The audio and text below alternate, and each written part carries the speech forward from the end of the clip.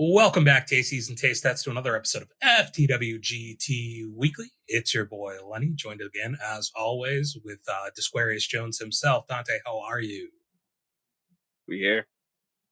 Dave, D-Ray, back in the building. How you doing? Doing great. Doing good? Yeah.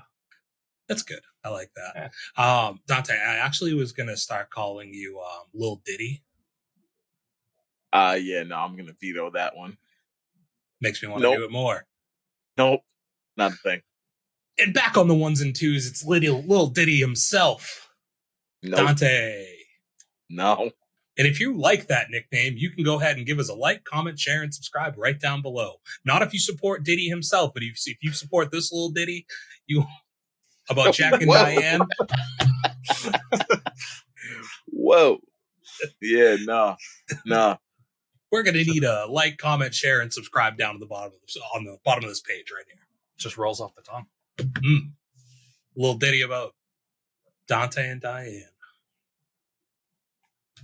Moving on.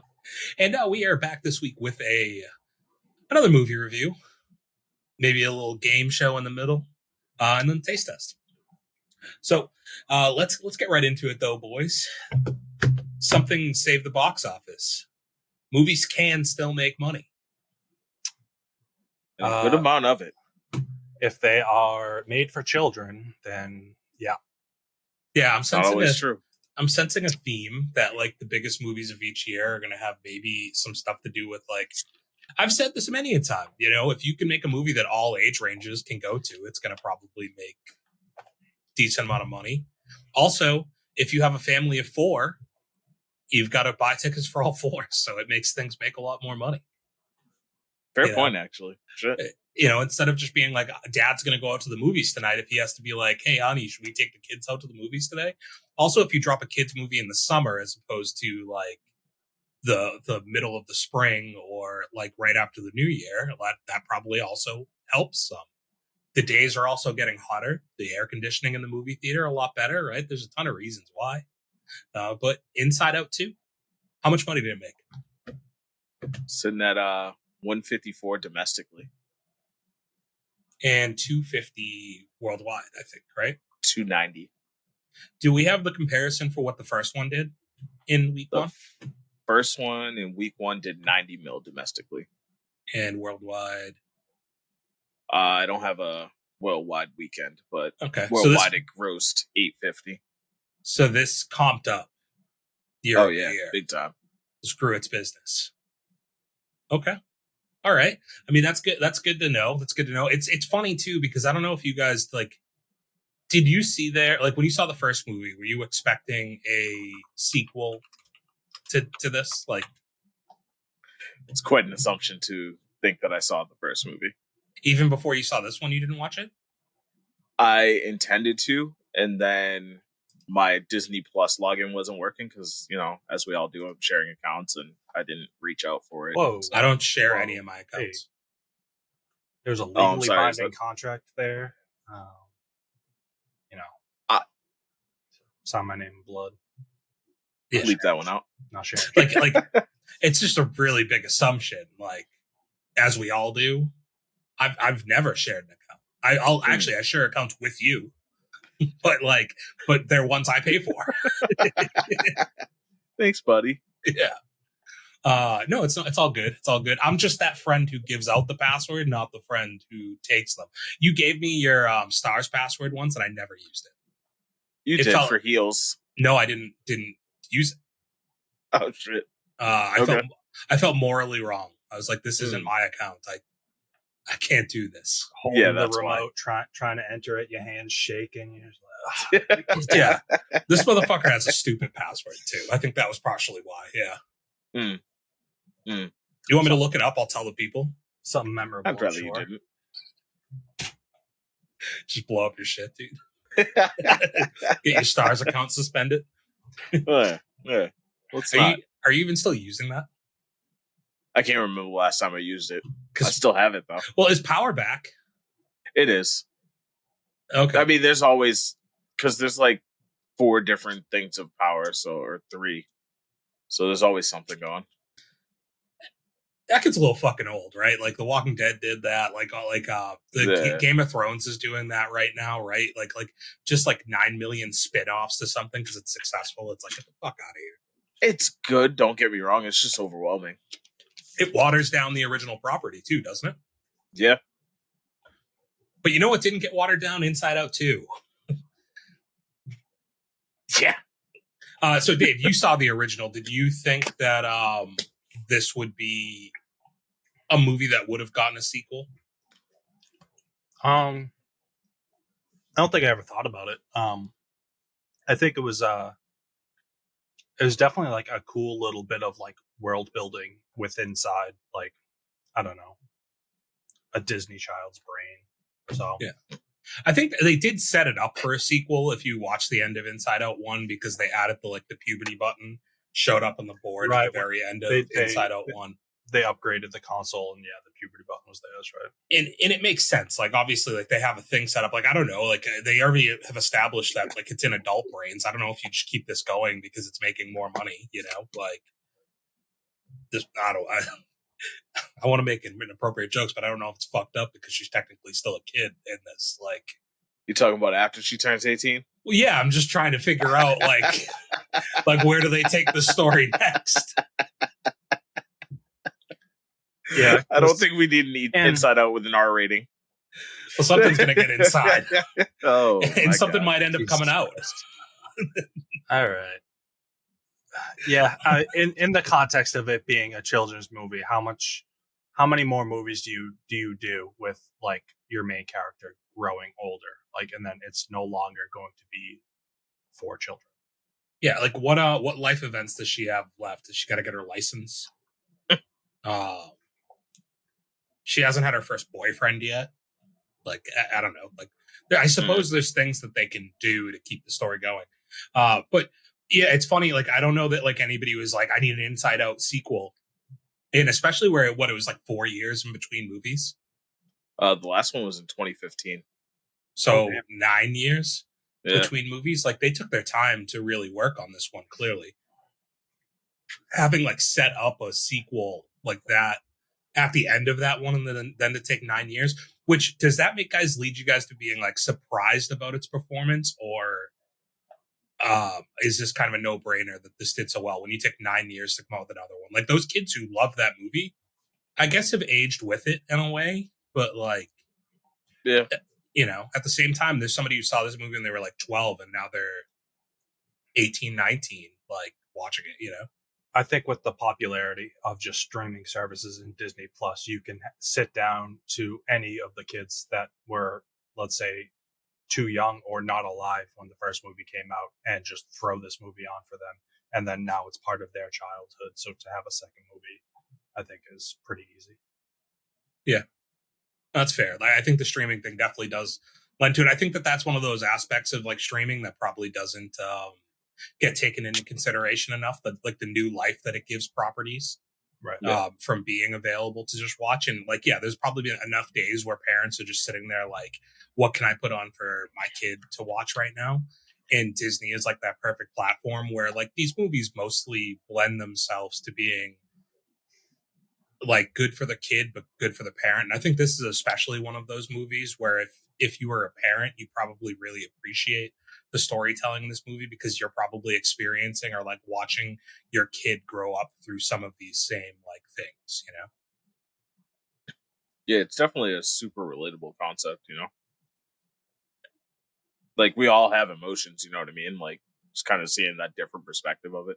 Yeah, I think it's brilliant, right? Like the way that they make these movies. I think like that's the thing. When I was before I saw this one, I rewatched Inside Out, and the thing that was like that made me really appreciate the movie was that like this idea of like, how do we make a movie about a person's like feelings growing up and really like expand on like the thing of adolescence and like going through these stages. And it's like, well, what if we go inside of the brain and we make all of the main characters different emotions, and like to then use that to give the movie so much depth, and like also the two simultaneous stories you're telling, like the actual persons and then the emotions.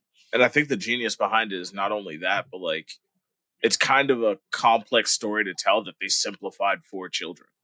But yeah, and I think that that's where you definitely get that thing where an adult, and obviously like this is something that Pixar has executed well for many years now, of like, yeah, it's got like this depth of storytelling that like an adult watches and appreciates, but a kid at a very surface level is like, look at all these like funny characters and like bright colors and all of this stuff. And as they grow up, they can still appreciate it the same way because they're going to start to recognize all these other things that they might have missed when they were a kid. Yeah. That brings me to saying, though, I think I have outgrown kids' movies. I don't think you have. It took you this long? I think 2024 has been the year for me that I just like, going back to my feelings about If. Have we gotten any other kids ones this year? Garfield. Garfield. I liked Garfield, but like, and I liked this, to be fair. But I just like, I wanted to like leave like feeling more than I did, and I think if I had like children and like some of that stuff to maybe relate to this more, I'd leave feeling more emotionally attached to like what I've seen. But I can appreciate.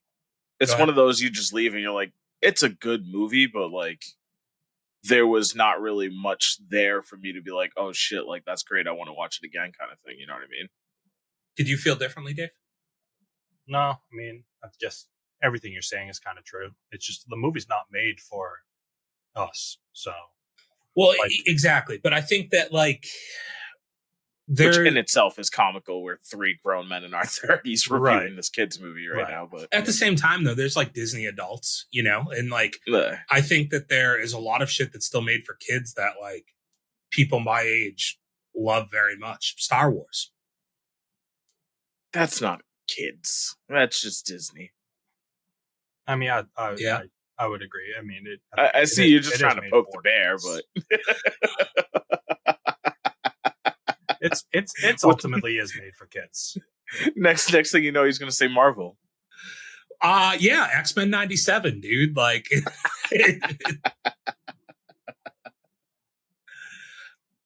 but you know what I mean? Like, it's like, dude, like we know adults that still love fucking SpongeBob SquarePants, right? Like, like me personally, like I don't watch it, but like if you come out with a new like Power Rangers property, like tomorrow, I'm probably gonna check it out. You know, I still think that like adults are still very much attached to these kids things from when they were childhood. Like there's gonna be a new Lion King movie coming out, and what is 70% of the population that's gonna actually go see that movie?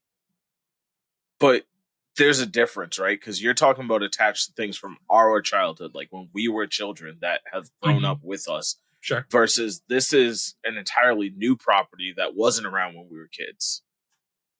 Fair. So it's not going to have the same effect on us. Okay, but like, do you think you'd be interested, like when Monsters Inc. hit the same way to you today? Because I wasn't a kid when that came out. I was like a teenager. I don't think so. But to be fair, Monsters Inc. never really hit that big for me when I did watch it. I mean, Mike Wazowski. Come on. There's definitely like quotables in that movie. That little kid. Always watching Wazowski. Yeah, exactly. Dude. Yeah. That was actually really good. Let's put that on a soundboard. But yeah, I think it's you're kind of proving my point in a way. Like it's like, I think, yeah, like these movies just aren't for me anymore. And like, so I can appreciate their greatness, but like this is 92% on Rotten Tomatoes, right? It's certified fresh. And like we've talked about a million times over, that doesn't necessarily mean anything, but as far as a conversation point, I think it's always a good thing to bring up. The people reviewing that movie, not all of them have kids or anything like that. And I guess you have to put yourself in the perspective of like, this movie's made for children. How good does it execute on that? But like, this isn't going to be that high for myself, you know?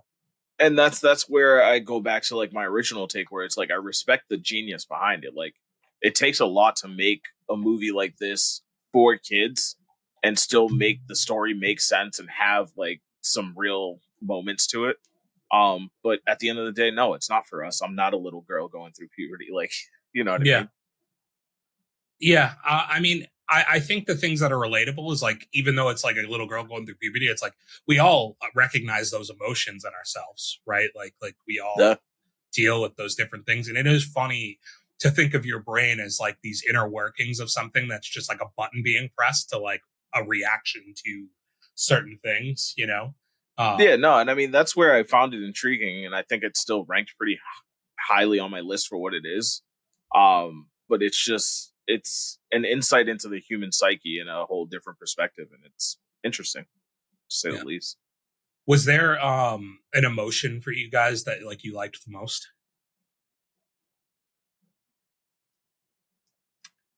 I feel like we didn't get enough of her in the second movie, but my favorite from the first was definitely Sadness. Yeah, like well, and Sadness was definitely the star of the first one. Mhm. It's the lady from The Office, right? Yeah, Phyllis. Yeah, that's what I thought. I like Anger a lot too. Like he plays like a very much a bit part, but like I like the progression of his character. yeah. Well, and you say that only watching the second, not even seeing the first one. But Yeah, you did. So how do we like because we're only talking about original characters now? Like how do we like the integration of the new characters? And I guess that's more of a conversation for Dave. But I mean, you say integration of the new characters. It was pretty much just anxiety. I feel like boredom. You can't say that on embarrassment didn't like. Embarrassment played a little bit of part in the movie, and ennui was kind of there. And the other one, what was it, Envy? yeah, I just felt like didn't even need to be there. I think yeah. it played a little bit into like you know, you have the dyeing of her hair and like these things that are all very much like I think it's tied into anxiety very heavily. It's like anxiety leads those other emotions, and they definitely brought that through in the way the movie was portrayed. But I don't think they allowed the other emotions to really show themselves. They were all masked by anxiety. Yeah, I just think like the overall direction of the story was just obviously heavily anxiety driven. Um, and I guess yeah, you're right. All those other emotions generally in life are led by anxiety, anyways. But I just feel like the envy character in particular, if you just took that character out, I just felt like nothing would have been different. I don't like I feel like and to me if the most unnecessary of the new ones was boredom. Yeah, By design in a way. Like I think that was partially the character Yeah, just being disinterested in like what's happening.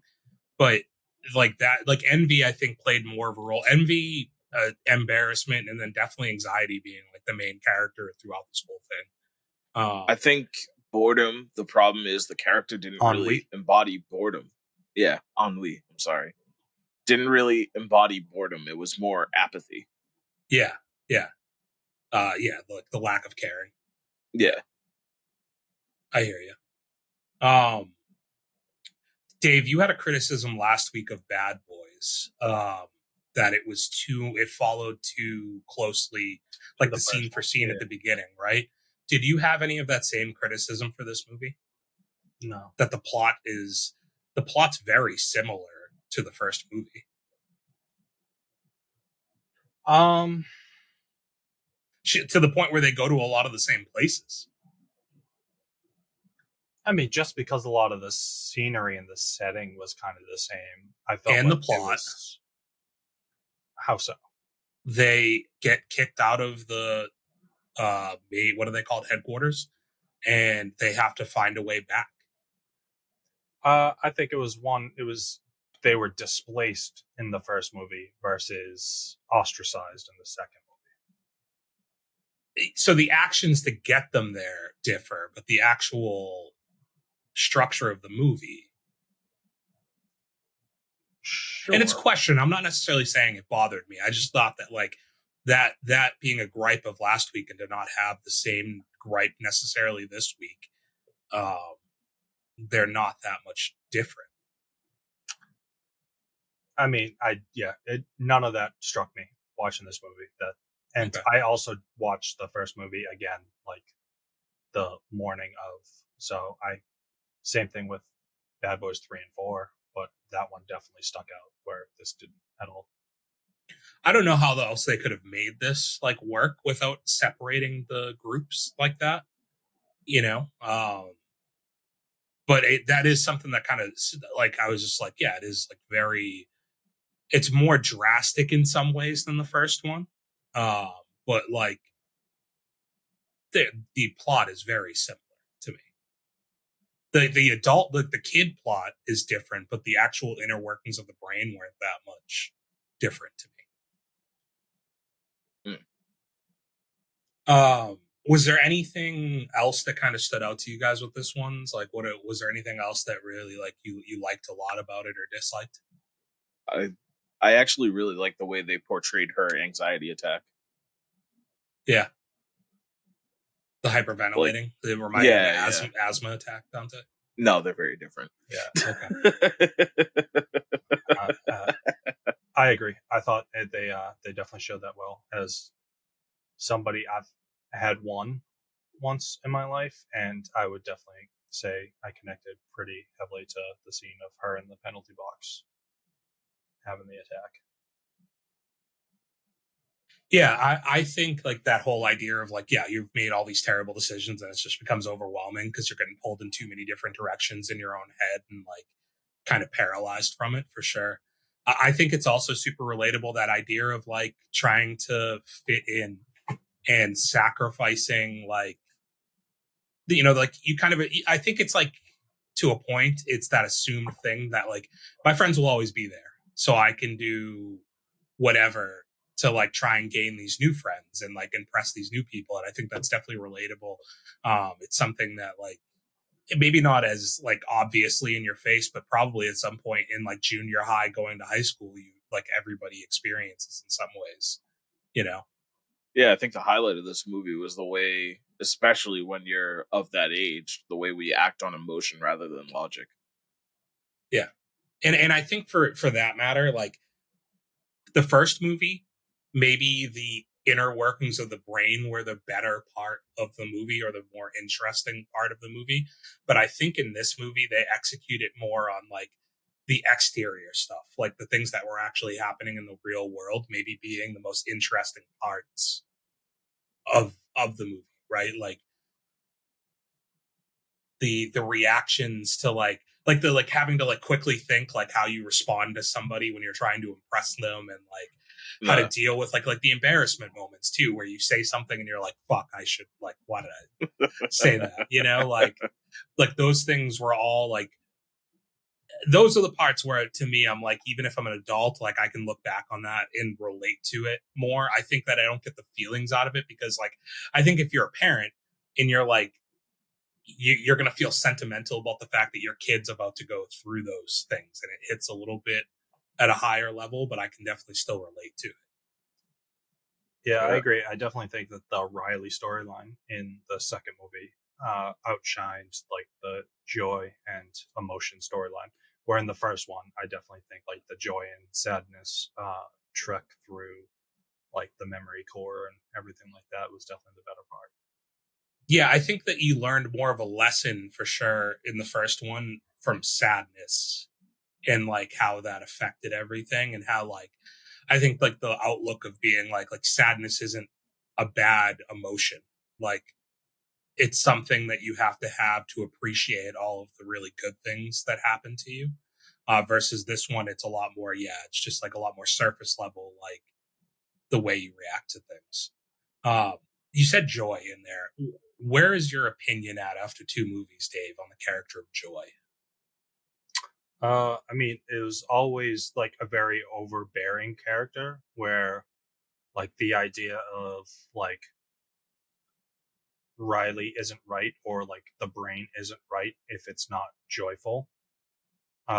But I think obviously like the main one of the main themes of the first movie was that all emotions are needed to basically react to whatever's happening in life, or like I don't know, and kind of get the best outcome. If you repress your sadness, if you repress your anger or your fear, and try to only be joyful, then like things will fall apart. And I guess to your earlier point, that same sentiment kind of came through in this movie, where it was just taken over by anxiety at this point. But it definitely it played a little bit different. But I don't know. I'm always a big fan of Amy Poehler, and yeah. This is real time thinking, guys. Do you think that Joy is a PSA for antidepressants and why you shouldn't give them to your kids? What? I mean, I guess I'm not going to say it's not happening, but I didn't get that message to their kids. Yeah. Well, like the nowadays, dude, like every kid who has like ADHD or like seems like they're upset for a moment, like the doctor's like, hey, like maybe we try these pills over here to strip away all their emotions, and so they'll never feel sadness again, or they won't feel anxiety again. And like Joy is just like, Joy is trying to be overwhelmingly positive through the whole movie and suppress all of these other emotions that they might have. And I'm just thinking maybe there's a subtle like message in this to not give your kids antidepressants. I think you just wrote Inside Out 3. Yeah. My kid's addicted to drugs. But I made the mistake of bringing my kid to a therapist.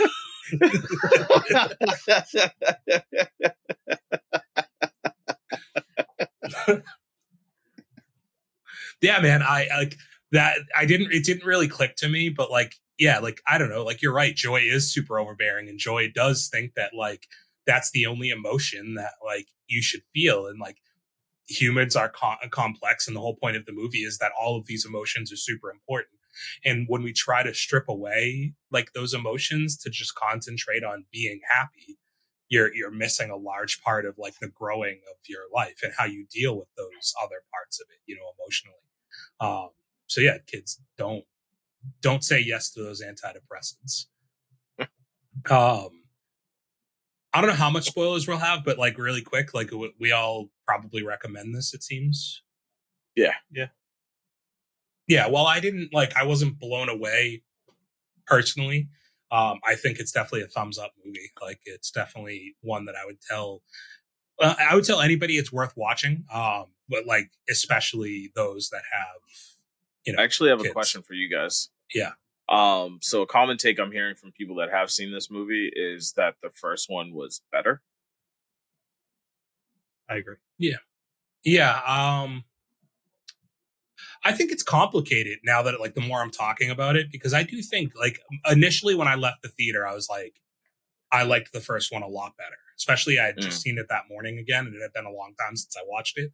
And, but the more I think about it, like I did really appreciate the outside aspect of it, you know, like the human portion of it. I do think that there was a lot more built upon in this movie. So I think it's more of a toss up than it's probably going to be given credit for. But I think you're always going to kind of lean towards the original being the better of the two. Yeah, I think after kind of discussing it and kind of splitting both movies into two movies themselves, having your Riley storyline and having your emotion storyline, I think, like I said, emotional storyline in the first one, great.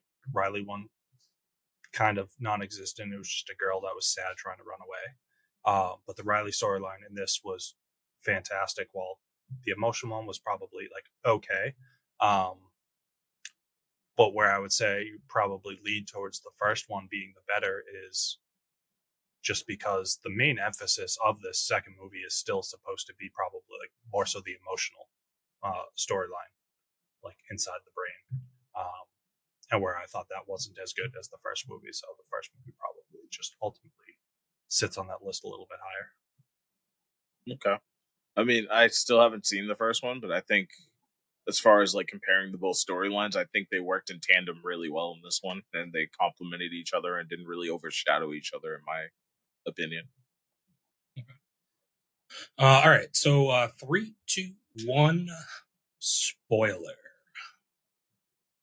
What are some go-to like scenes for you guys? Like what are like some of the things you liked the most in this one? So I said it earlier, but I think the anxiety attack. Yeah. I think from a comedy perspective, I liked the scene where anxiety is trying to get all the possible outcomes. Oh, and they have like the storyboarding or whatever they're doing. Yeah, I like that. And then like the sarcasm were probably the two scenes to me that I liked the most, at least inside the brain. Yeah. Okay. The only other one is like from her actual life when they ask her what her favorite band is. And I feel like that's like very relatable to be in that situation where you're like, because like especially even as an adult, like when somebody asks you like, oh, like who's your favorite band, and it's like for me, like I don't listen to like pop music really, like so if somebody asks me that, I'm like I don't know how to fucking answer this because like any band I tell you, you probably don't like. It's a smaller population that listens to it, so I don't have this like. I think as we've grown, like we found better ways to answer that question. Like we always just throw out the, oh yeah, I listen to a little bit of everything. Well, yeah, but that's like that's not a better way to answer it, right? Like that's like that's the a way worst to dodge answer. the question. Yeah, it's like the worst answer possible, but it's the only way to answer the question. Like nobody likes answering that question. Yeah. So her being like, well, the only thing I still like, it's like if you were like that age and you were like in real life and you're like, yeah, I love the Wiggles, like, but you're about to go into high school. Like nobody's gonna want to like answer that question, you know. And just her having to be like just jamming out in his head. Yeah, like her having to be like, fuck, like who do I say? And it's like you say somebody and somebody's like, oh, what's your favorite song? And you're like, oh, what's that one? Like, you know, she says the thing in it. Like, oh yeah, what's your favorite Reba song? Yeah, exactly. Yeah. I'm a strong woman.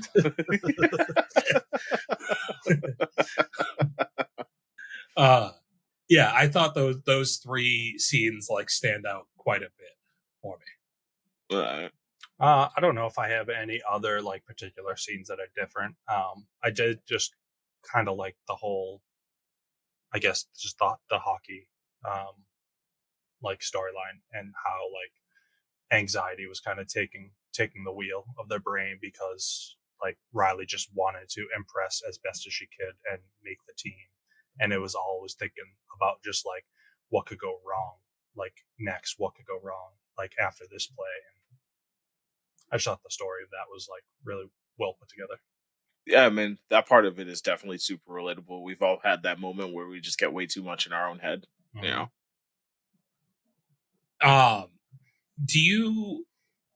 What do you guys think of her friends not telling her that they were going to not be going to the same school as her? What am I supposed to think of it?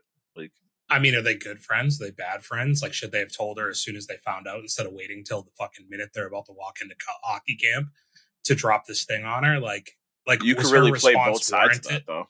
You could really play both sides of that, though, right? Like, sure, you could say they were good friends because they were trying to protect her feelings by not telling her because they knew it would make her upset. Or you could say they were bad friends because they were keeping a secret from her. Like, it really all depends on how you approach it. History of movies tells me that you're never a good friend when you just don't tell the person, like, hey, this is what's going to be happening. Like, yeah, Seth, but we're also talking about a group of 12-year-olds. Seth not finding out from whatever his name in Superbad that like, or Seth was the one who didn't tell him like that he's not going to the same school as him. Like, was ruining their friendship, you know? Like, it's never a good recipe. So I'm going to side with her for being upset at her friends for not sharing that information. And she was right to go into a spiral of anxiety because of it. Okay. Yeah. So let's rank this thing, Dante. Let's fucking do it. Dave, have you started a Letterboxd? I did. I have 9 movies. I love that. Let's make sure we get the link so we can start adding it down the bottom. And actually, when me and Dante will go first, and I would love to hear like your entirety of your list, since me and Dante kind of know our own. Yeah. Okay. So, I can go first. Okay. I gave it 3 stars, and I ranked it at 15. I ranked it behind Ezra, but in front of Garfield. you pretty much ranked it identically to me, but it comes in at 16 on my list. Okay. I don't remember what else I saw that I held higher. I think it was Unsung Hero. Yeah, I have Unsung Hero behind this. Yeah, that's what it was. So do you have Inside Out in front of Arthur the King? No, it's behind. Okay, so our list is still a little like mishmashed. It feels like recently we've been really on the same page, like one or two off of each other, but like there's definitely been a few that we've thrown the complete opposite direction. Perfect example being Unsung Hero or Arthur the King. Mine aren't what was that the far other one behind, that you ranked? But no, there was another one that you ranked Matt high. Oh, Bad Boys, but like I guess I'm not too far off on that one. Yeah, but you also have Furiosa at 1. No, I have it at 2. Oh, Dave got you to push it back. I forgot. Yeah. We won't talk about that again. Okay, how many stars did you give this one? 3. 3. Okay, so we both landed the same place for that. All right, Dave, run us through yours. So I don't know how much attention I've given to actual stars in any of these movies yet, but so bottom of the list, the only I'd say bad movie that I've watched is going to be at number 9, Madam Web. Just self-explanatory. And then at 8, I put Inside Out 2. Wow. Damn. Well, okay, but let's hear it out because for like, perspective, Dave only watches bangers. Well, like, so that we have 14 movies ahead of us. That's the thing. So out of the 9 movies that I've watched, only one I think is a bad movie. I then have The Beekeeper at 7, Ungentlemanly Warfare at 6, Bad Boys at 5, Furiosa at 4, and then Civil War, Dune Part 2, and then I got The Fall Guy at 1. Hell yeah. I respect it. I'm surprised Civil War is in front of, was it Furiosa? Yeah. Huh. That one's probably the most surprising on the list to me for you. I get it though. I don't know. It's not necessarily a standout movie, but I don't think that there was anything negative that I really had to say about it. I also feel like Civil War is the most like has the most like mixed reviews. There's like there's people that I've heard like just are like, hey, fine movie, but like nothing, like they could have done so much more. Like I've heard a lot of different stuff. I feel like the three of us have been pretty high on it every time we've talked about it. Well, I think one thing that we do a lot here is we'll give a lot of credit to a movie that gives you some sort of original or new idea, and like the perspective that movie's told from is just very interesting. Yeah, and I think a big thing with that movie is if you go into that movie not knowing that it's about a photojournalist and thinking that you're just going to be watching a movie on a modern day Civil War, idea, like that could definitely hinder your review of the movie. Well, I think that it actually, helps. Yeah, I think it helped me. mine. Yeah, not knowing as much, and I think we talk about that a lot, right? Like, it's kind of impossible, like when you have to talk about movies every week, or not have to, but want to talk about movies every week, to avoid trailers as much, just because it's especially if you go to the movies as much as we do.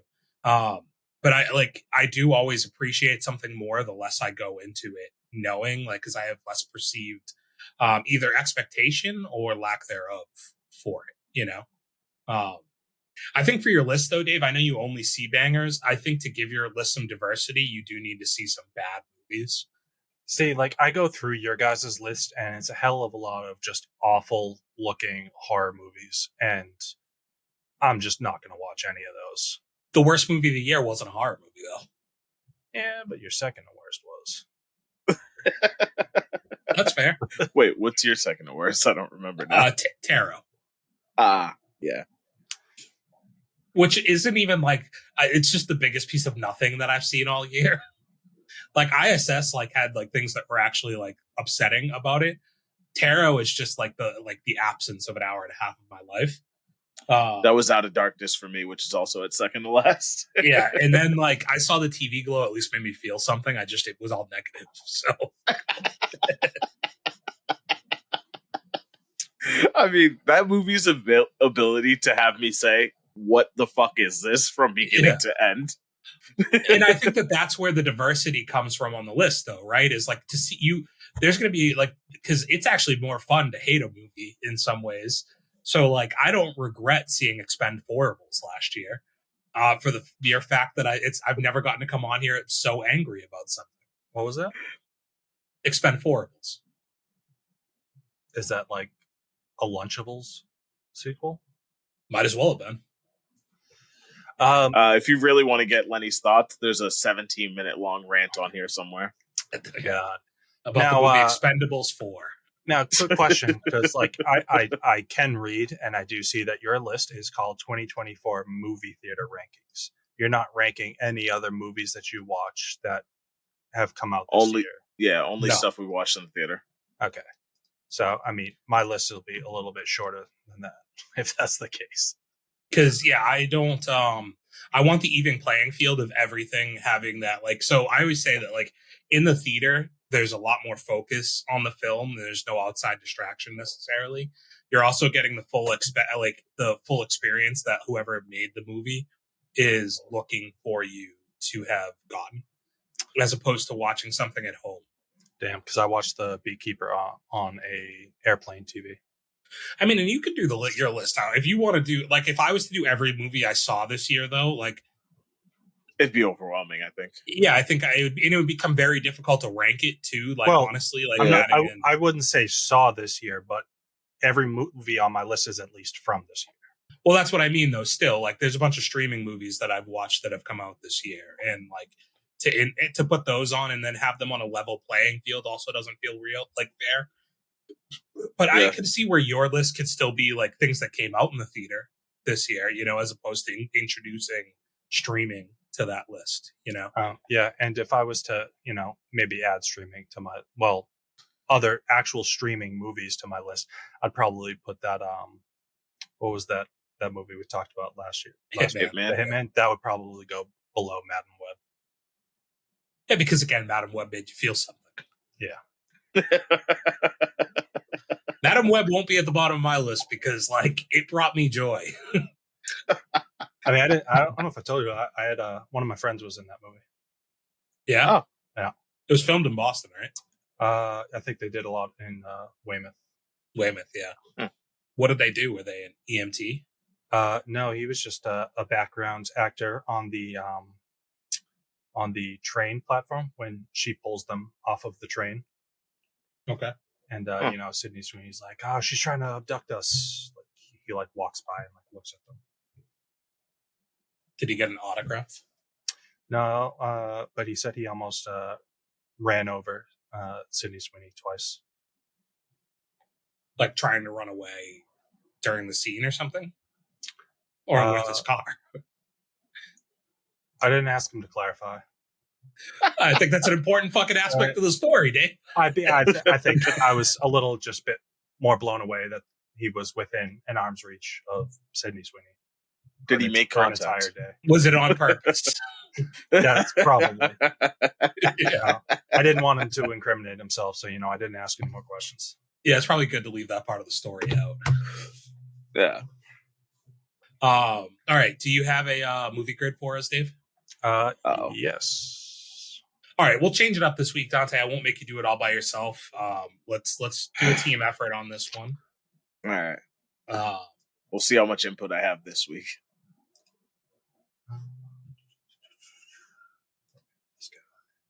Share.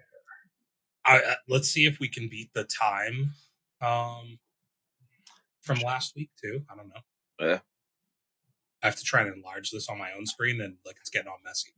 Okay. Oh, Jilly, you got a ton for him. All right, so we got Jake Gyllenhaal, we got Margot Robbie, and we got Josh Brolin. I can't really read the top that well, so if anybody can help me out with that. Title starts with A to H. It's kind of weird. Ignoring the, so title. It can start with the, and then a letter starting from A to H. Gotcha. Okay. 2-word title and then 1-word title, ignoring the word the again. So I have a Jake Gyllenhaal A to B, I mean A to H. I have a 2-word as well. I have 3 that can fit 2-word. Yeah. So like the most, I just don't know how popular like Bubble Boy Bubble would Boy be is probably my under. favorite Jake Gyllenhaal movie. Yeah, it'd be under A to H for me. I feel like And Ambulance, maybe. okay, that could be a good option actually. Ambulance. I also have Source Code, and then the other one would be October Sky That's probably my second favorite Jake Gyllenhaal movie. would be the other one. Or you could, I mean, because Donnie Darko is probably going to be pretty popular on either one of those Yeah. options, right? Yep. You have the boxing movie. Yeah. That was a recent one, wasn't it? Southpaw. Southpaw. What's the one with Wolverine in it? Hugh Jackman, where they're both like, don't they like kidnap somebody or something like that? Never seen that one. I think that's the right movie. Yeah, probably not one that we need to go with. What's the one I like a lot with Catwoman? Brokeback Mountain. Which cat movie? No, Can't Quit Me. I literally have recommended it on here recently. Which Catwoman? Third movie. Anne Hathaway. Hmm. It's the one that I have, the rom-com that I've been telling people to watch. Jake Love and Other Drugs. Yeah. That's not gonna. Yeah. That's not gonna fit any of these. No, it won't. So one word title. We have Ambulance. Ambulance, Southpaw, Roadhouse. Roadhouse is 2 words. It's not. No. The problem is, do all three of those feel pretty big? Roadhouse definitely feels big. Yeah, Roadhouse I'd say is probably the biggest out of them. I feel like Ambulance would probably be the best option. Yeah. What's the one where he works as a phone operator for like 911? Isn't it called Operator or 911, something like that? I think that's too simple, and I don't think that's it. I know the one you're talking about. I never watched it though. Or Nightcrawler. What about Nightcrawler? I was going to say End of Watch, but yeah, Nightcrawler is the one I was thinking of. We could do End of Watch for the A to H. He's in that, right? I'm not. Yes. Okay. Yeah, I love that. That's actually maybe my favorite movie of his. Nightcrawler for a one-word title might not be terrible. Let's go with that. Yeah. Or yeah, because they're gonna put that as one word. It's so funny when it's up there and it goes away. Right? Yeah. All right, we're guessing that. Yep. I feel like this might be above 15%. Yeah. I feel like Ambulance is probably a better one to throw in there. It does seem like he has enough one-word titles, though, that it should dilute it.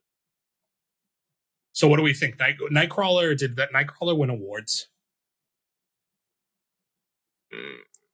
I mean, Ambulance is definitely a more recent movie, but it's also like I think it's a easily forgotten movie because it was forgettable. Yeah. I like it though. It's a lot of fun. No, it was great. I wasn't saying it was bad, but you know, isn't it actually? Hold on, Ambu, LANCE. All right, well, you just had to, yeah. Yeah, good call. All right, let's put that one down. Is anybody else that's good worried about is anybody else worried about Margot Robbie? I kept thinking it said Maggie Gyllenhaal. I'm still a little worried about Margot Robbie. I got the Batman movie for Maggie Gyllenhaal. I think that might be the only movie I know where she plays the imposter Rachel. Yeah, Margot Robbie's still going to be tough because all of the movies that we're going to know about from her are like her most let's just throw Barbie in there. Right? All right, so 2-word title. I had 3. Do you think October Sky is a good one? I think Bubble Boy would probably be better. But do we want to save that for A to H? Or do we go End of Watch for A to H? I mean, you could go Ambulance for. We just did Ambulance. Never mind. We can't do it twice, right? No. What was the other one you just said? End of Watch. Yeah. I mean, I got nothing else for you, so. So End of Watch and then Bubble Boy for the two word. What about Source Code? Oh yeah, what the hell is that? That'd be under 2 word. That doesn't even sound familiar, so yeah. Is that the one where? Because I've at least heard of Bubble Boy. It's like one of those Groundhog's Day movies. Yeah, I was going to keeps say he reliving repeats the same day thing. with Michelle Monaghan. Yeah. Yeah, let's do that one. I think that's a completely forgettable movie. Only reason I know about it is because I saw a TikTok on it maybe like a week ago for some reason. I might have too, Dave. Told you, dude. We're fucking. No, I saw something on X, like somebody at Roadhouse being like, hell yeah, being like, I loved you in Source Code. I feel like 9.8 is a little high. That sucks. Yeah. So now we have End of Watch or Bubble Boy, though. I just feel like I'm worried that Bubble Boy is like very popular. I think for those that have seen it, but I think there is a vast majority of people that do not know that this movie exists. Okay. I guess we'll see. Dante, have you seen Bubble Boy? Yeah. Okay. We're going to regret not using October Sky for 2-word title, I feel like. Are you using me as the gauge on if it's a good one to pick or not? Kind of. So you've seen Bubble Boy? Yeah. But you haven't seen End of Watch? I have. I've seen both. Oh, fuck. End of Watch was the one where they were the cops, right? Yeah, it's great. Yeah. Right. That's the story of best friends. I'm going Bubble Boy. Okay. You're the boss. All right, so that's good. That's good. Okay. Now we got Margot Robbie. That's definitely going to be the rough one here. Yeah. You got the Suicide Squad movies. You got Barbie. What's Wolf of Wall Street? Well, what's the Will Smith one? Oh, that is good. Starts with it's a 1-word title. Frame. No, it's not Frame. If you asked me this any other time, Dave, I swear to God, I would know it. I never saw it, so I've got like nothing other than it's just her and Will Smith. All right, I'll keep working on it. If you guys can try to brainstorm other ones, because they almost fucked because of it. Here. He turned down Margot Robbie because of this movie. Like he chose not. She wanted to get in real life. I'm close with Frame, aren't I? Like that's not the name of it, but like it's about them being like they're like petty theft people and Focus. That's it. Focus. All right, that's our 1 word. Or are we going to use that for ADH? You could use that for ADH, and then what do we have for 1 word? I mean, you have fucking Barbie. You have Barbie or Barbie's like 98%. Yeah, Barbie's going to be what everybody goes with. Well, okay. So what other ones did we have? What's the Harley Quinn one? There's Birds of Prey. So you could do that for A to H. I forgot about that one. Dude, I don't know her in anything else, huh? Yeah, she's immensely popular, and I know like 5 movies. But it's because of the movies that she's done have all been like massive. Yeah. I guess Wolf of Wall Street was the first one that I think I've ever heard her name. Yeah, so. And like that. Unfortunately, that doesn't fit anything. That role is iconic. Yeah. We want to steer clear of Barbie, so I think that using the 1 word on Focus is probably a good call. And then if we're going to use anything for the A to H, we use Birds of Prey, right? But then, how about 2-word title? Oh, do we have anything? Have we named one yet? Suicide Squad? Yeah, that would be it. That's going to be 95%. Yeah. We're just throwing them away at this point. Damn. All right. So 1 word was Focus. Yeah, like should 1 not word do rom-coms? You don't have anything in the rom-com bank? No. Fuck.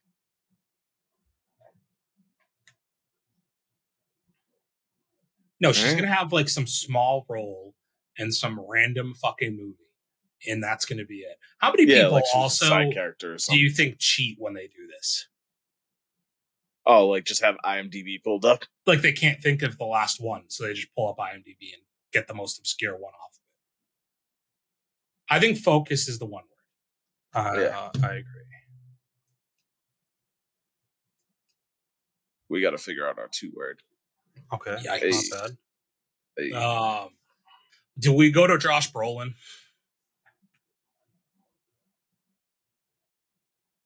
Dude, do I not have I don't think I have a whole lot of... You have Avengers. Goonies. You have Goonies. You have Jonah Hex. Oh, Jonah Hex. I think he was in Milk, wasn't he? I don't know if you ever saw that. I know it's Pride Month. I'll check it out. Wasn't he in a Western as well? I mean, I think that was Jonah Hex. No, but I feel like he was in another one.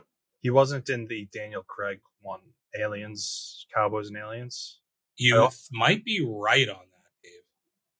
I don't quite. No, that's Clint Eastwood. Not Clint Eastwood. Harrison Ford. That's Harrison Ford. Oh right? yeah, no, I think that's okay. It's Harrison.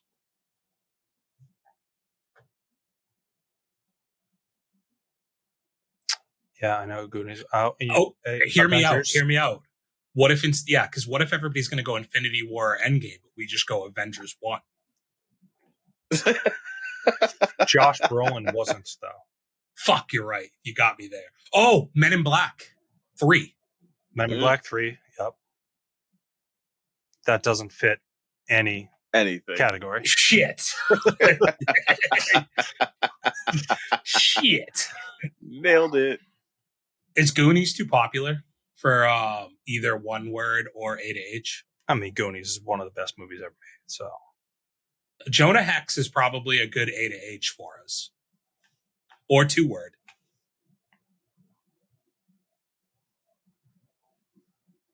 I think we go A to H with it. Well, do you have a 2-word? No. Do you have another A to H? Well, if we really needed to, we have at least a couple. I think Milk is a good one-word one. I think you're right on that. Run it up.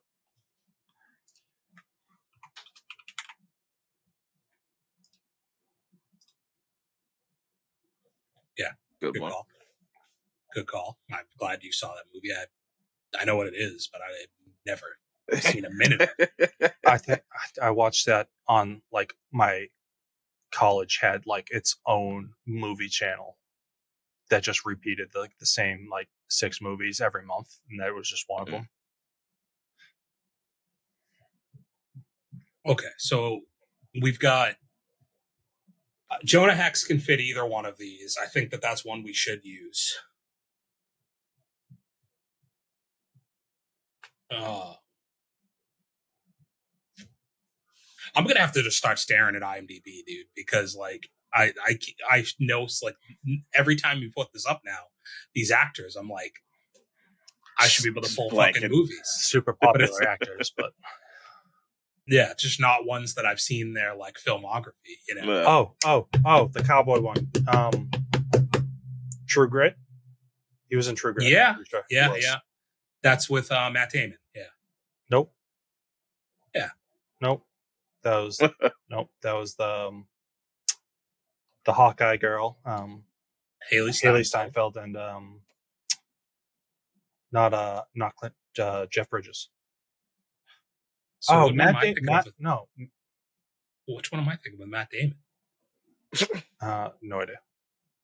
Okay, well, 2-word title, True Grit. Because then Jonah Hex still plays in the other one. God, this is going to be super high. Yeah, True Grit probably won awards. But, and also, yeah, only nerds fucking do this. So, like, that doesn't help.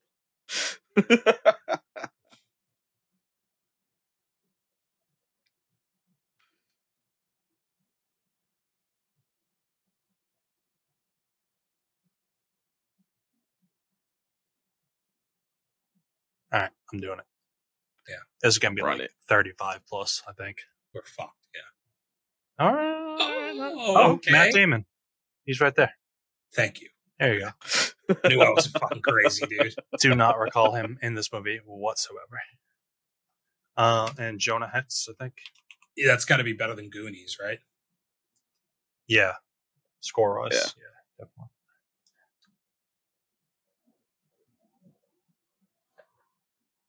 What happened?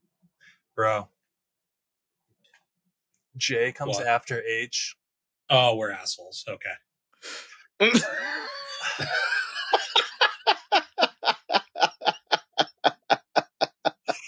All right, well, we blew that. Nobody corrected my alphabet? Goddamn, guys. I didn't think of it. I did not even stop to think about that whatsoever. My confidence was too much. I'm sorry. Okay. So we can only guess two. We're going to have one blank now. We're going to have one blank. Yeah, our scores isn't going to be super high. But hear me out. I'm having, what's the word? Epiphany. Sure. I, Tanya. Dave, that's brilliant. That also comes after H. Two-word title. Two-word title. Because we still have Birds of Prey if we need Okay. I'm seeing her with actresses or like actors now. Name them. Is it the girl from? That's an actress. The girl from Dawson's Creek. Katie Holmes. No, the other one. Michelle. Yeah, Yeah. I don't Williams. remember. They play like this like blonde news actress. Oh, Bombshell. Okay, Is that it? I think so. Bombshell. That's not bad. She's in like is it like news reporting movie with Tina Fey? Now we're just talking Bombshell again, aren't we? Because isn't it Nicole Kidman? No. Whiskey Tango Foxtrot. Never seen it, but sounds like I do recognize the name as a movie. Doesn't fit any of these. Okay, you're right. But Okay. Bombshell does. Bombshell fits, and then I, Tanya. Yeah, I think that's good. Okay. Bombshell. Good. Nice. That's Nicole. That's not even the fucking Michelle. Okay, but I knew you said that and it got me to Bombshell, so we're good.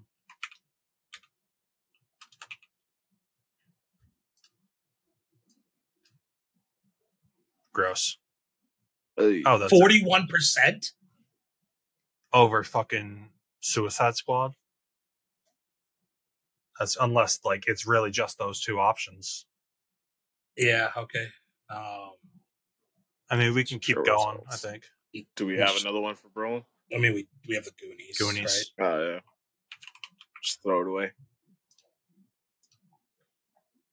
Oh, it was only 13%. That sucks. Top 56 players. Donnie Darko, Nightcrawler would have been the highest guess for that one word. Okay, we beat Suicide Squad. Barely. Birds of Prey would have been high for her. And Barbie. Infinity Dune. I completely forgot about him in both Dunes. Yeah, but we wouldn't have used it. Dune 2 probably would have been a good guess for... how much is he actually in that? Stronger. Stronger and Everest. I forgot both of those. Oh, dude, and fucking... I don't think it would have fit any of the titles here, but Day After Tomorrow would have been the A to H.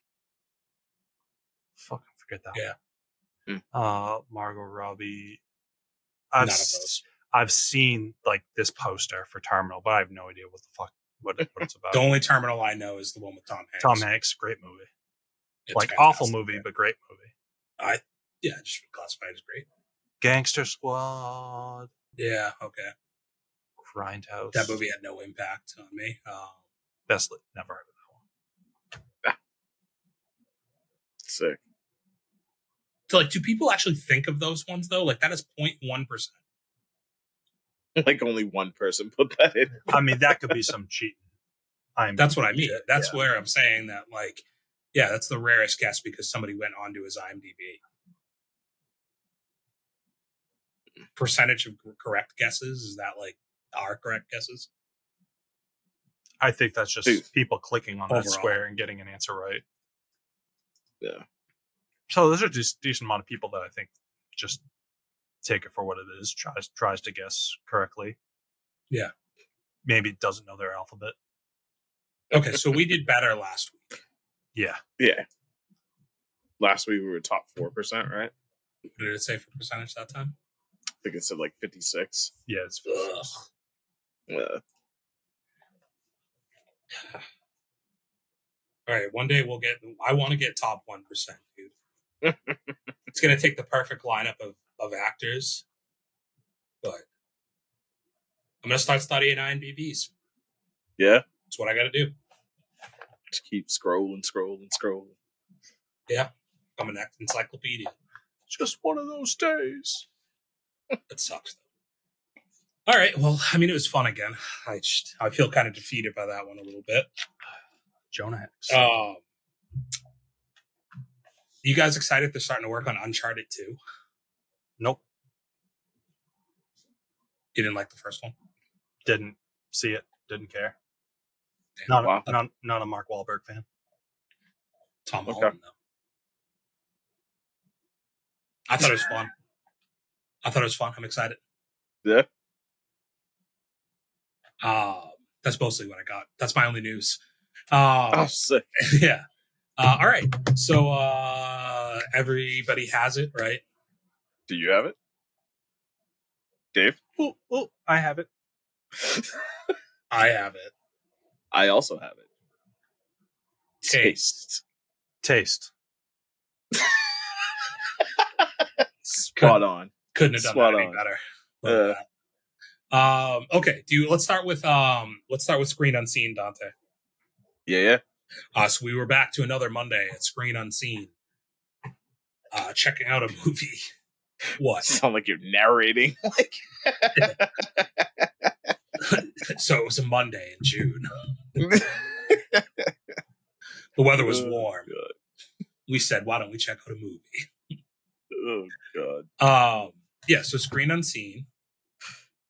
Yep. What'd you see?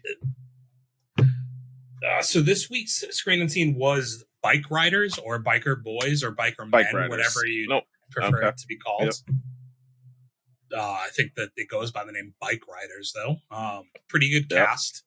You've got Tom Hardy, Austin Butler, and Norman Reedus all making appearances in it. So And pretty Austin. good cast to it. Pretty packed cinema as well, Dante, right? And we only lost 2 people in the middle of the movie. Yeah, not as many walkouts as I'm used to on these Screen Unseens. No, it seems like I had said this to you going in, I actually was optimistic for this one. I thought, from the trailers that I had seen, I was like, this could be sneaky good. I didn't really know what I was going to get, but I was like, oh, this could be pretty good. And yeah, nobody left this one. Yeah. It's because Rotten Tomatoes told them to stay. Yeah, it's getting high scores. 84%. And for what it's worth, this is the perfect movie for Rotten Tomatoes, right? All of the acting performances, I think, were solid. I think the dialogue. The only and thing the I hated actors, was that girl's voice or the accent. Yeah, Dante hates Chicago accents. I just think she over exaggerated. And you're trying to tell me that I just don't know Chicago accents. But I feel like if a person from Chicago listened to that, they would feel the same way we felt about the Boston accents when we watched Thanksgiving. I don't know, dude. I don't know. I think the only problem is her Chicago accent was bordering on Philly and Canadian at times. It was it definitely sounded more like Canadian, what is it, Michigan? Yeah. Or Wisconsin. Which Wisconsin is an hour away from Chicago. So good job, Dante. I don't know geography. Yeah. Those are all just up there somewhere. They're literally like very close to each other. So that would make sense that there was a little bit of mishmash. They also didn't say maybe she was from Wisconsin and she ended up in Chicago. Are you familiar with this movie at all, Dave? Nope. So like I forget, it's based on a true story. I forget. It's like I'm pretty sure it's what it says at the beginning. Do you want to double check that for me? It's about a biker gang that forms in Chicago, and starts as like just kind of a club to like hang out, and like over the course of like 4 or 5 years begins to expand, and like you're viewing the movie through the lens of a guy who's interviewing the wife of Austin Butler's character, who became like he's part of the gang and she kind of married into that. It's a fictional story based on a book. Got it. Okay. True story. So it's true to the book. Sure. But the book was based on the real life Outlaws Motorcycle Club. Cool. Gotta read the whole headline. Which is it? Hey, bro, you know how when you get the quick search from Google and it sometimes gives you false information? All I had to do was scroll down, man. Yep. So it give you true information. You just shouldn't scroll far enough. Yeah. But yeah, I thought I thought like all of the action performances were good. I really liked Tom Hardy in this. I enjoyed him probably the most. I think I'm not an Austin Butler fan outside of I think he was really good in this. Who is? Did you? I like Dune 2. People like him a lot. Like women like him a lot. I think he's got a huge female demographic. Like they loved him as Elvis. I can't say many other movies that I even know him from, to be completely honest. But yeah, I think the main issue that I had with the movie is that it's like 2 hours and something long, and 2 hours and 3 minutes. You get any of the actual like interesting stuff is kind of already in the trailer. And like there just wasn't a lot to it, you know? I think the trailer made it seem like it was going to be more of an action movie, where it was definitely more of a drama. Yeah, and pretty slow-paced drama for that matter, I would say. But yeah, I thought Tom Hardy's character definitely stood out to me. He's the leader of the biker gang, essentially. And just kind of, I wish you got more of his story, because I thought his story was probably the most interesting one of all of them. But instead, you got the Austin Butler perspective more than you got his. Because a lot of it's based around the fact that, like, this guy starts a club, like, just to hang out with, because he was already, like, racing bikes with his friends and saw a movie and decided he wanted to start a club with his friends. That club like starts to expand and expand, and it expands to the point where like it's people he doesn't even know that are a part of it, and like it's become a lot more ruthless, and they don't follow the same rules, or they follow the rules too closely to what they were set to be, and violence is starting to like become more of a thing. But even some of that is by his part, right? Like Austin Butler gets beat up and he goes and just destroys a guy's bar. Like we never found out what happened to the other guys, but I assume they got it. Yeah, I was surprised they didn't show that part, because like he sent them off to go to their houses to find them, but you never get any payoff from like that little side split of the story. I also think that the guy, so like obviously like there's something, so we spoil shit. Taste test, like unless it's something I'm going to tell you really need to go check out, which I don't necessarily think this is a movie that I'm going to like push for people to go see.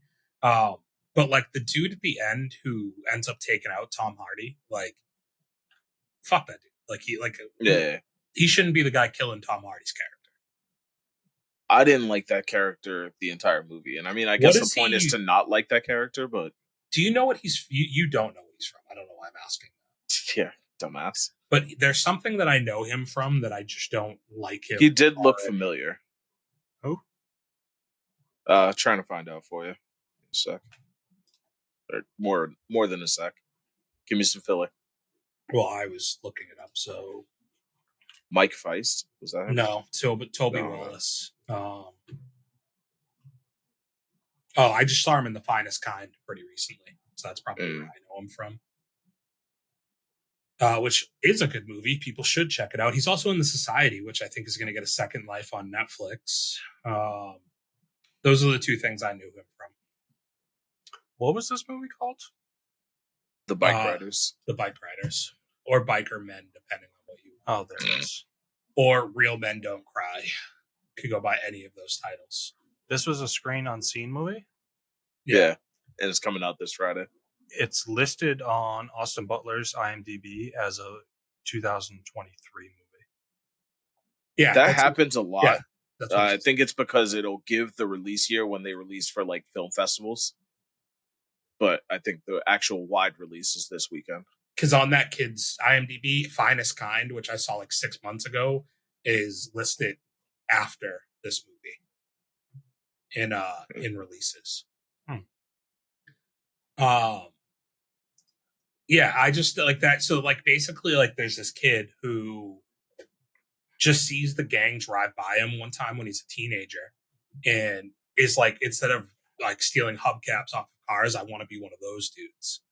And he tries to join up and basically Tom Hardy like gives him the cold shoulder and like ends up beating him up a little bit and says like, no, you can't join. And like, I don't know if it was a couple of years later when it happened, or was it like months later? They made it feel like years later. Yeah. Because like Benny had disappeared for a while. Yeah. And also the other dude's dead. Yeah. So he ends up like showing up and like there's a rule that anybody can challenge to run the chat, like to run that gang. They just have to beat Tom Hardy. And they agree to have a fight in a parking lot. And this dude just rolls up and like savvy move, but like, I don't know. Like, I guess I know why people would follow him, because like the elder guys in the gang didn't do anything to like stop it. And they had kind of showed that they had like the elder people in the gang, like were kind of pussy at this point. Like they couldn't even deal with the cold. They weren't really riding their bikes anymore.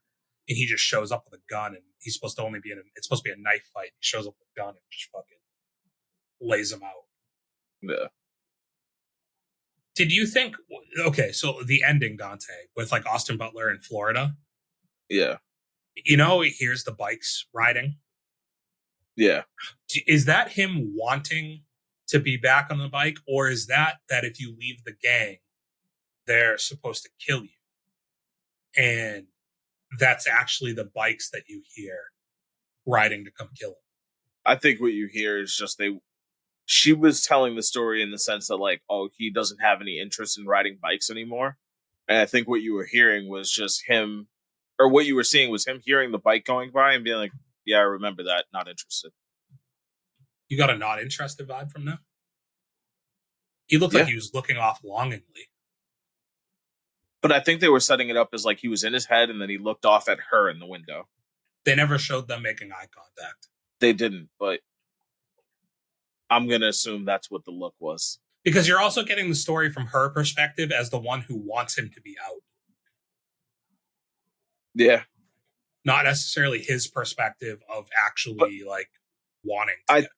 I think he wanted to be out too, because like they framed it as like he didn't want to take over the gang. He was kind of also against what it had become with all the young guys. And he literally just rode off. Like he already wanted out.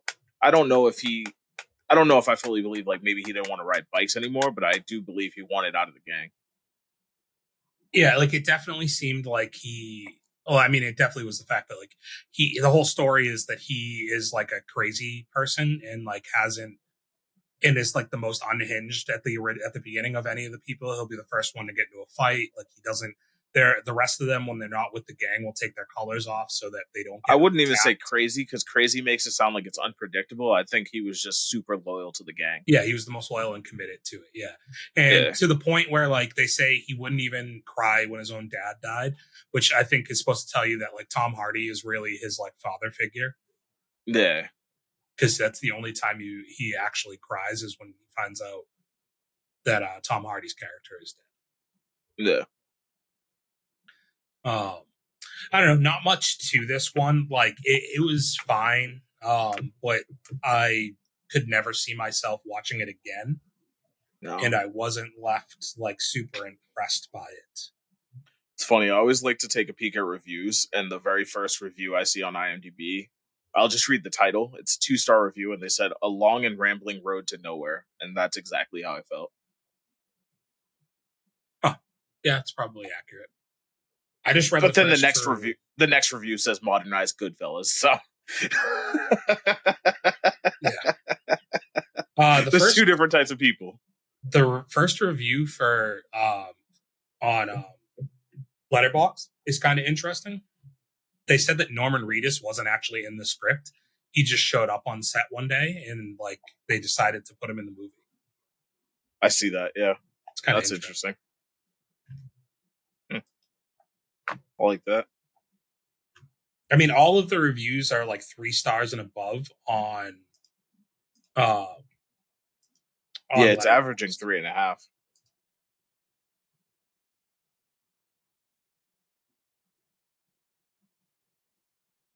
One of 5-star review.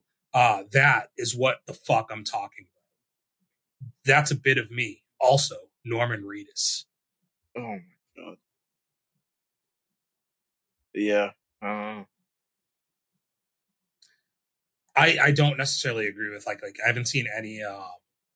Okay, so this seems like a good one. I've only read one line, but a film I have strong indifference towards. If that is something that at all possible, it exists. It happened. I watched it, but I never even felt remotely invested or interested. It feels like it should have remained what it was, a collection of photographs.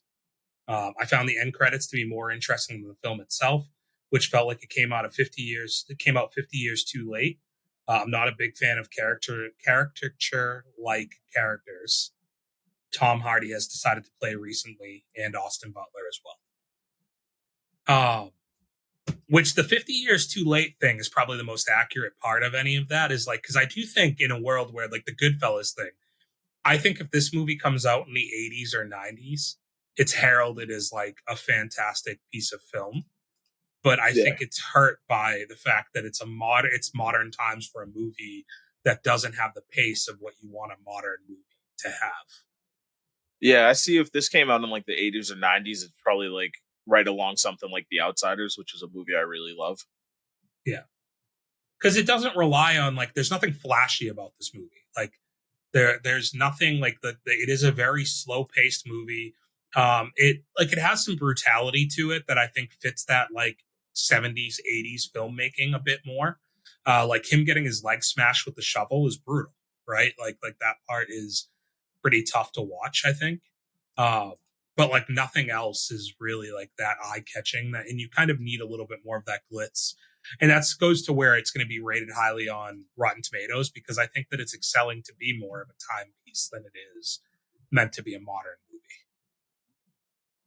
movie. But so I gave it, I think 2 stars, 2.5 stars. I was probably generous there. I think I also gave it 2.5 though. And I put it in at 24. Bro. 2.5 stars at 24. There we go. I put it right behind The Watchers.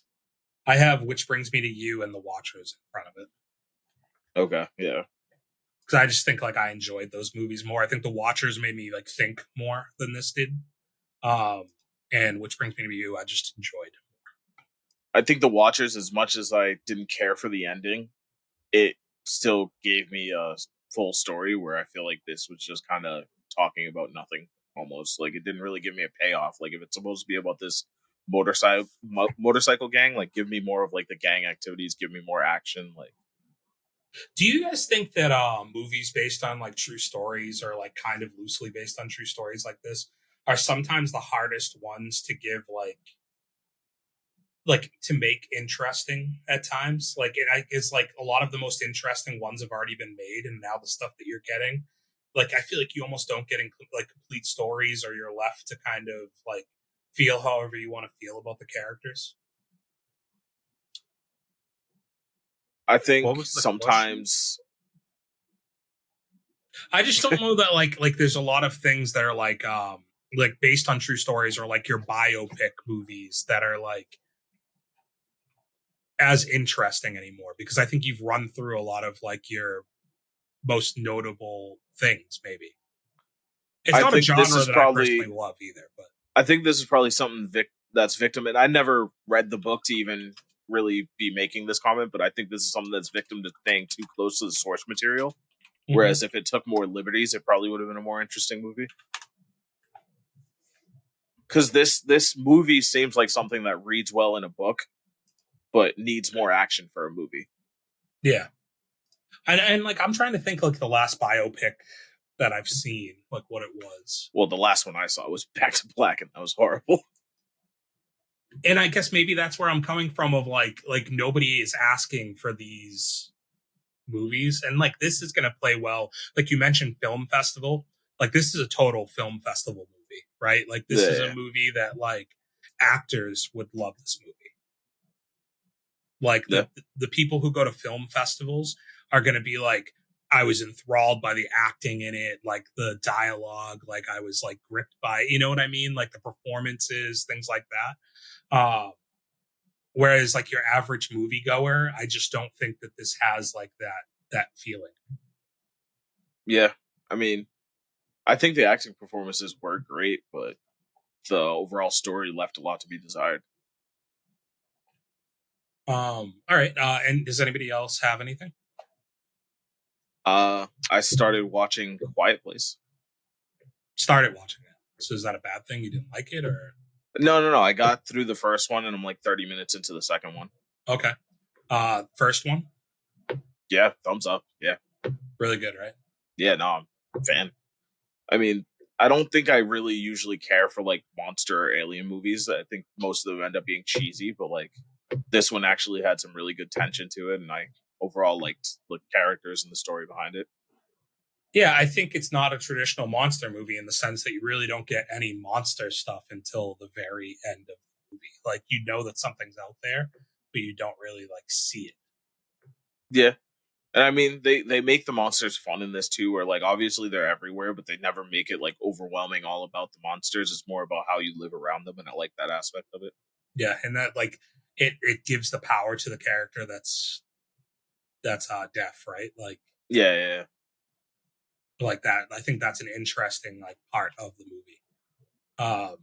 What'd you like? The beginning of the second one's pretty awesome too. Yeah.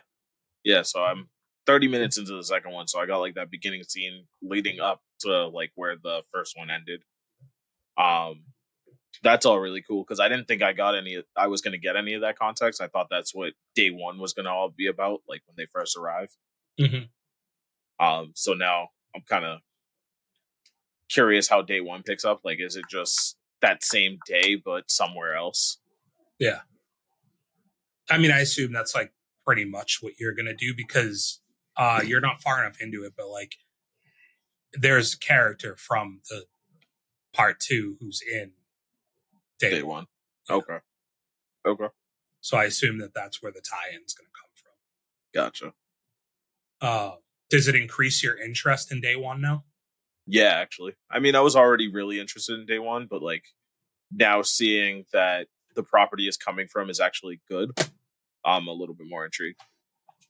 John Krasinski's first directing job. Oh yeah, okay. I mean, he did it with his wife. He did some episodes on The Office. First major, and I think he wrote the movie as well. I think he did. Yeah. Yeah.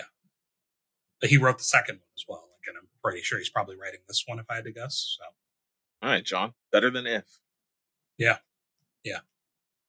Dave, still no interest? I mean, to go and see the new one in theaters, correct, no interest. I'm not going to say I have no interest in ever watching the movies because I will say I think the first one did kind of pique my interest, but I just never saw it. And then that's now snowballed into 3 movies, but 2 movies because none of us have seen the third movie is being made. They're only an hour and a half long, so they're not like an offensive thing to digest. Yeah, and I think it's a monster movie, but I do think the characters in both movies are really well structured, and they're people that you care about whether or not they live or die. So it definitely increases the like interest in the movies. Because like obviously a lot of the times in like these kinds of movies, whether it's horror movies or monster movies, you have maybe 1 to 2 characters that you care about, and then the rest of them it's kind of just like whatever, they're there for fodder to be killed along the way. Whereas I think that they do a good job with this, like of raising the stakes in these movies by having just a core group of characters that you're focused on and you care more about their outcome. Yeah. I mean, another thing I liked about the first one, I haven't finished the second one, so I don't have a full review on that. But when these like kind of like thriller movies, like sometimes they set it up too much as like a mystery where it's like the characters know more than you do, and I like that you as the viewer know more than the characters, and you almost have some of those like shouting at the screen moments, like, "Hey, Yeah. do this." Yeah. I'm like, that shit's fun. I actually think I might Do you do that? rewatch them. Do you shout at I don't actually shout at the screen, but you know what I mean. You feel that compulsion too. I think I might, because like, to your point, they're only an hour and a half long, and I haven't watched the first one in a long time. I think I might toss those on. Watch them. Did you watch anything, Dave? No, I think this was a very minimally boring week for me. I think any of my free time, I think I might have just played a few video games. Not back on the Acolyte at all? Oh my god, episode 3 sucked, dude. Oh my god. Vent, dude. Let us hear it. We're here for you. I mean, I can't say I didn't see this comment, man, because it's what I feel like anything Star Wars or Disney, they all suck, dude, right? They're so bad. Every one of them. It's just like, I'm not going to sit here and say I like thought that the first 2 episodes were just out of this world good, but I thought they were, serviceable enough. It was just new story, new characters. It's kind of all I could ask for in the Star Wars universe. And then they just throw it all away and just try to, I don't know if like retconning previous Star Wars things is the right terminology, but like, they got rid of us Anakin? Idiots over here. What does retcon mean? More or less rewrite right out, like history. Yeah. Yeah. I mean, essentially making the significance of Anakin's character of being the chosen one and being like one of the only like Star Wars Jesus and being born by the Force and not to a father, and then to just have your 2 characters in this show be born the same way. It's so stupid. I was just guessing with the Anakin thing. Yep, it's so stupid. Star Wars Jesus, huh? Yeah. That's true. Yeah, got that right.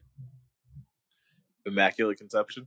So does this mean we're gonna was born through the Force, dude? They just forced a baby into a woman. Well, that sounds like. Never mind. Damn, you say it like that. I don't know if this gets me to stop watching it, but I'll tell you what, man, I'm close. It's like I kind of just want to cut ties. It was bad. It's that bad. Jesus Christ. I love that for you. I think you should keep watching it, actually.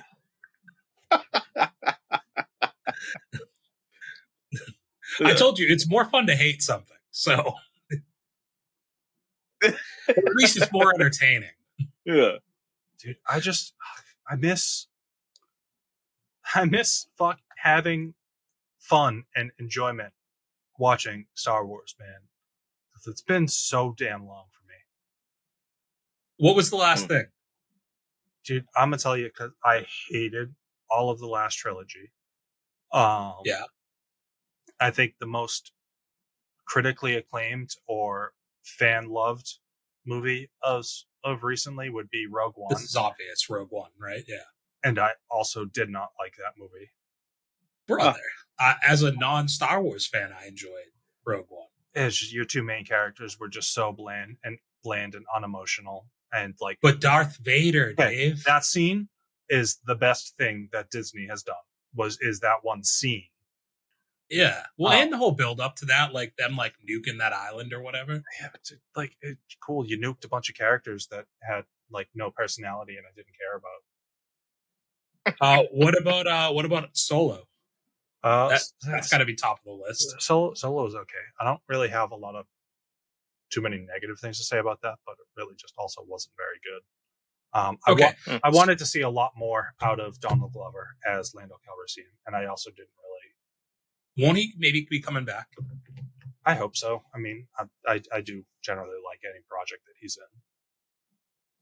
So, do you think the last truly good thing that you've enjoyed from them came out in the year 2000, 2006, maybe 2004. I mean, no. So the Clone Wars series was good, and I think the most recent, like season 7, was good. Bad Batch. Bad Batch, no, I didn't care for it. But what was the the other animated one with like Ezra and Rebels. Rebels? That was good. I know my Star Wars shit, people. Yes. Yeah. Get your shit off. Yep. So, I mean, I think the best thing they've done is Revenge of the Sith. It's a good movie. Yeah. He's just throwing out a title he knows. No, that's Anakin and what's his name's fight, right? Yep. Obi-Wan. Obi-Wan's fight. That's Fight's fire. I think that a lot of Star Wars fans hate that movie, but yeah, quite literally. But like I, as a non-Star Wars fan, actually quite enjoy like the melodramatic Anakin Skywalker being emo as he like fights his best friend, his person he looks up to. And like Force Awakens isn't terrible, Dave. It's pretty bad. That's pretty bad. They've defeated you, dude. Yeah. I remember Force Awakens being a game on 360. I like that. That's cool. Yeah. Force Unleashed. Or was that Force Unleashed? Yeah. Yeah. That's what it was. Yeah. Close though. It's close though. Yeah. Good call, Dante. Yeah. Good contribution, Dante. Yeah. I've played Star Wars video games. I've never watched a single Star Wars thing ever. You should play that VR Star Wars game that they had. Can't do it. Nah, throw up. Yeah. VR gives me motion sickness. You got a weak stomach? Yeah. I don't know. I think he's it's on his my brain. Whoa. Nah. We don't get those. What about all those weeks you were bitchy on here? When? I don't know. Yeah. Exactly. All right. Well, I'm sorry for your loss, Dave. Yeah. Genuinely, I'm sorry for your loss, dude. I hope they get better. I'm going to need you to keep watching this for the sake of the pod. Well, I think it is 6 p.m. right now, and I think episode 4 just dropped. We're only on episode 4. Like, I feel like this thing's been going on for 5-6 weeks now. Yeah, it feels like it.